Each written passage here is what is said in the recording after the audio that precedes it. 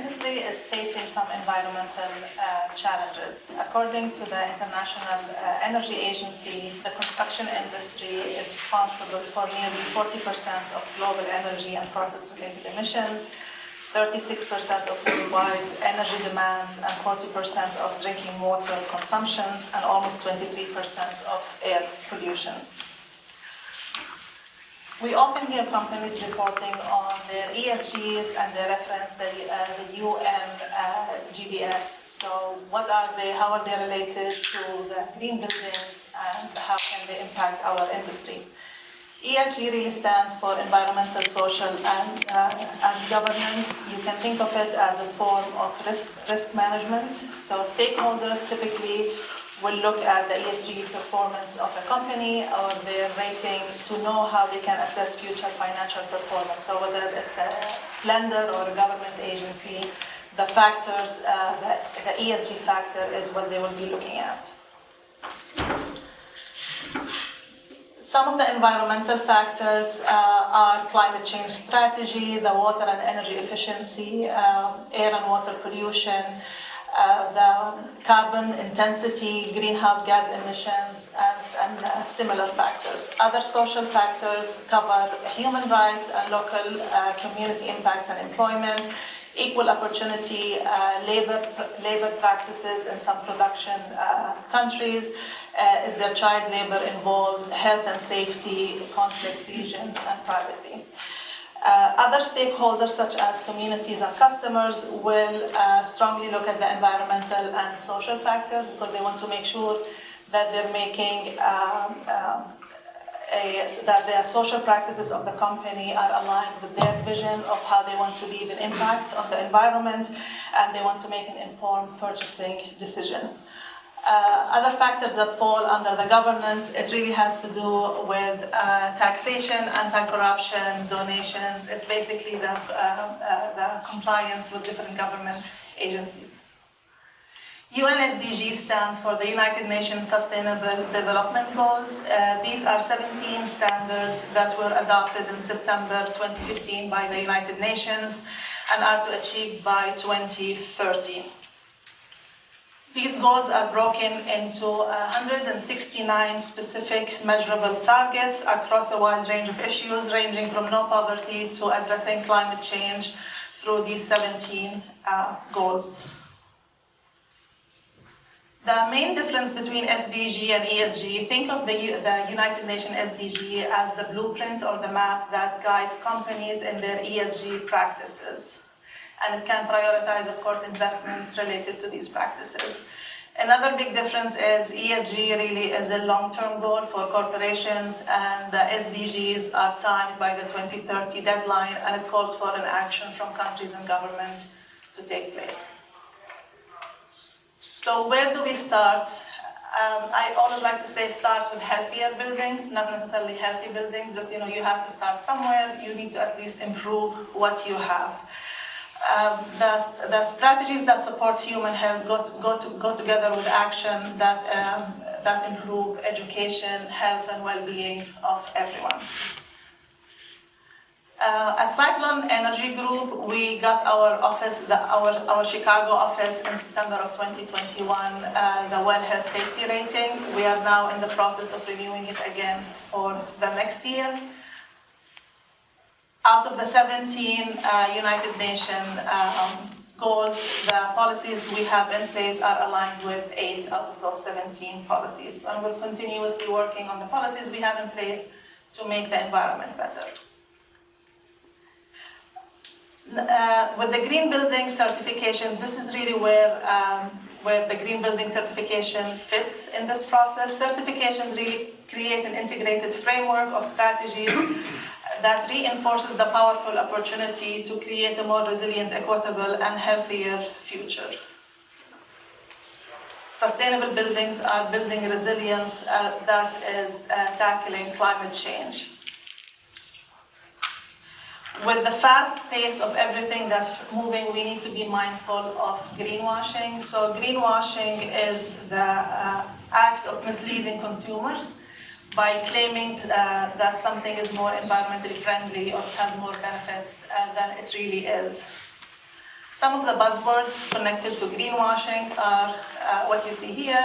It's green, it's recyclable, it's non-toxic. That's usually my favorite because anything can be toxic in the right environment. I mean, even too much water is not good for you. It depends on how much you consume. And then non-toxic, like it's a very, all these claims are used very loosely. So how to avoid greenwashing?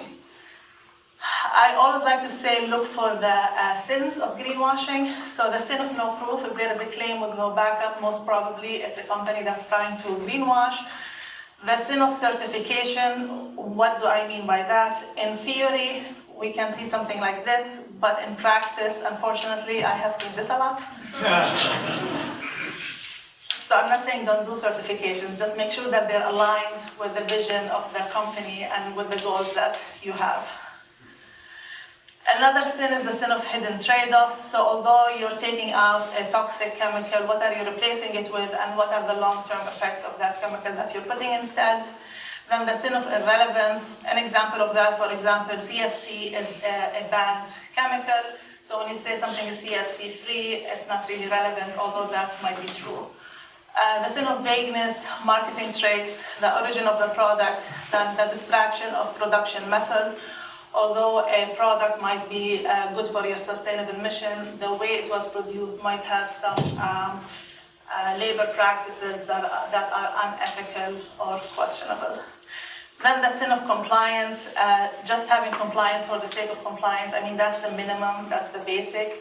That shouldn't be our target or our goal to benchmark our performance. Below compliance, you're not allowed to actually build your building. So what's the problem with false claims? So there are multiple types of false claims. One can be deliberate. Some of them can come from the lack of knowledge or the lack of fact-checking. But they all undermine the work of those who are really trying to accelerate sustainability. And then it's really connected to regulation.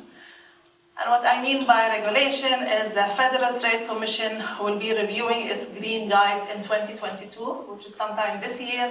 Last time this was updated was almost a decade ago, so if you go to their website, you see the last update was in 2012. Disclosure rule could become mandatory in the future, and that would require companies to disclose their climate risks in their financial filing. Some big companies see that as being problematic because the push for that might push the practices of greenwashing or might hold them liable for their actions. They should be held liable for their actions. So what is next? How can the UNSDG be integrated in our business process? SDG includes a scope that can be integrated into your business through defining your business mission and your priority, setting targets such as greenhouse gas emissions, your carbon footprint, setting a healthy mission that aligns with your business mission, and then adopting ESG frameworks such as GRESB, GRI, and WELL. Changing governing structures such as creating a sustainability committee within your organization. My final thoughts is using resources in a responsible manner while still growing and prospering is possible. Sustainability is not really a charity. This should be a business cost for any business, regardless of the sector that you're in. And a holistic approach to building resilience can accelerate the sustainable development goals and sustainable buildings for everyone, everywhere. And if you have any questions, I think that's my time. Find me in the break and we can talk. Thank you.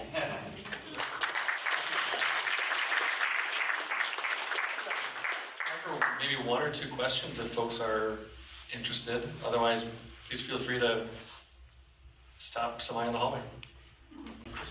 Excuse me. So I wore my sneakers. When talking with business people about that cost of sustainability, can you speak a little bit on how you justify to them, other than the obvious things of we like to breathe, we like to take care of our environment, and it's becoming regulation? So if it's not in regulation now, unfortunately, a lot of people will not do it, and that goes back to the example that I showed you with carpooling, where you have a motorcycle parked in that spot. So when people are doing it, they're doing the certification for the sake of certification. They really go to the bare minimum, and they only do things so they can comply with whatever that they're required to do. There is a very big push for regulations, and if they're not thinking of it now, regulation is going to become mandatory, and then they will need to do catch up. While people who are, the pioneers and the people who are really thinking, having sustainability as part of their business, they're going to be ahead of them. It's not very costly. If they involve consultants from the beginning in the process, it's not really as costly as it is.